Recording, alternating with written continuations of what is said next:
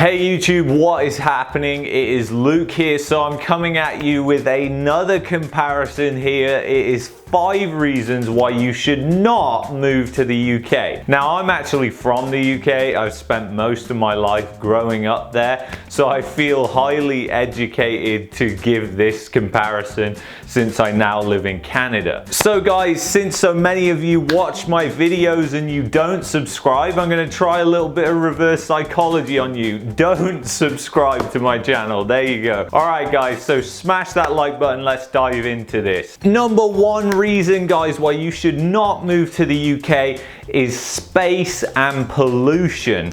The UK is more densely populated than Germany and Italy, which kind of surprised me because Germany has a much higher population than the UK. The UK has a staggering population of nearly 68 million people packed onto this tiny little island. Due to its proximity to Europe and the population density factor, the UK has a massive problem with air pollution. And just when you thought it was really good in the summer when you're getting a nice heat wave in England, that's generally because air is coming from the south and you are literally just getting all the pollution from Europe come up to England. Air pollution is estimated to cause as many as 40,000 deaths per year.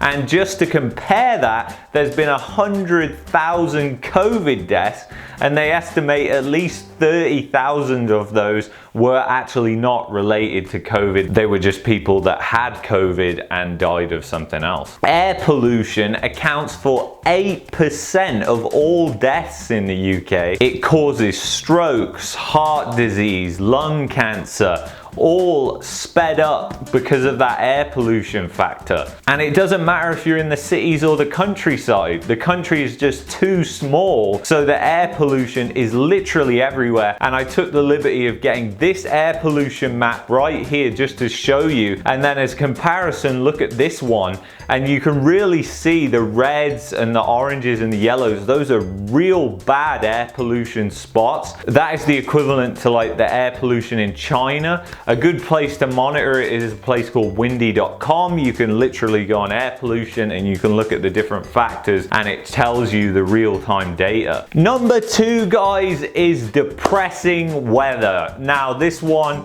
hits home massively.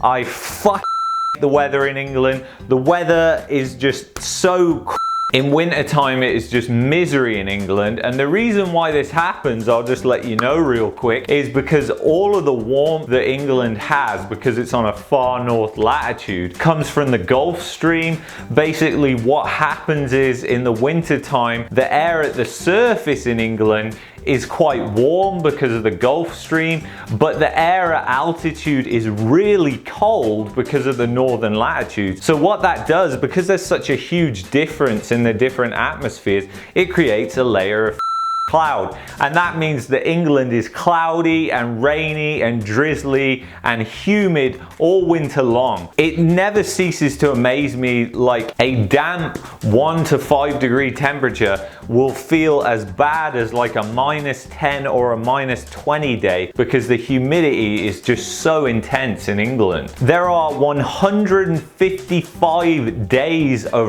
rain per year, and that isn't even including all the cloudy days. That just is insane. I mean, that is insane.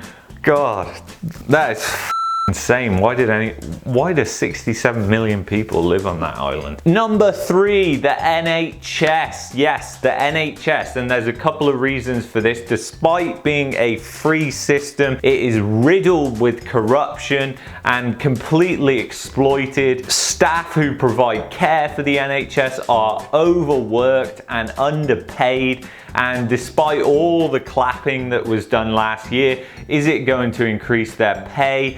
No.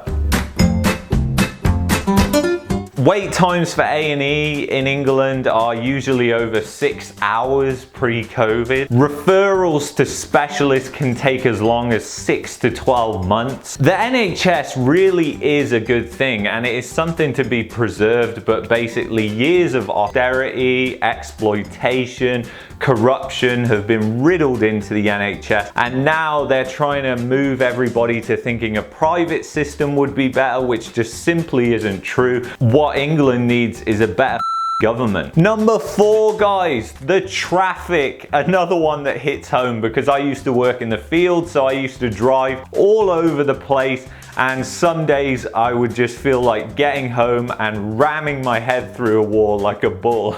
The real reason for the traffic is the fact that public transportation is a disaster and so unreliable and so expensive as well. And the other reason is there's just been a lack of investment into the roads in England. I mean, the roads, some of them were built hundreds and hundreds of years ago, and they still kind of look like they did back then, apart from they've just got a surface on it. Another reason is expanding the roads gets a lot of people up in arms. It brings out all the NIMBYs, and a NIMBY is essentially a person that's like, not in my backyard. It is not uncommon in the UK to be stuck in a traffic jam for over 8 hours, which just seems insane when you consider how the roads work in places like Germany, France, Italy, Spain. It's just a disgrace really to Europe, the UK. The roads are just completely underinvested in. We are really put to shame in the UK by the rest of Europe. Variable speed limit, millions of traffic cameras, average speed checks, and still loads of traffic. It obviously isn't working. Number 5, guys, is the cost of living. England ranks 19th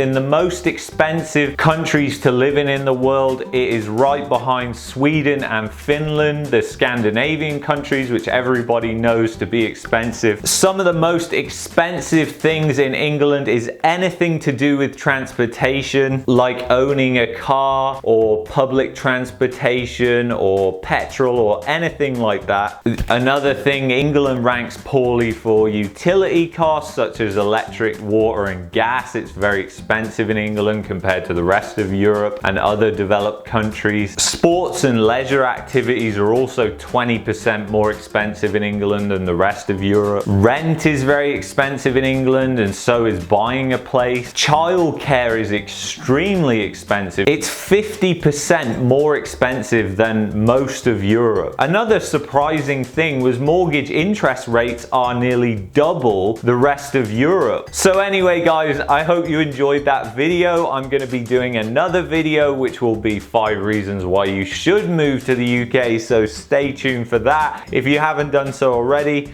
leave a comment with what you thought of the video, subscribe to my channel, it really helps me out, and smash that like button for me to get us to the top of the search results and satisfy Google's algorithm. That's all from me today, so I will see you in the next video. You take care of yourselves and stay safe. Peace and love. Bye bye.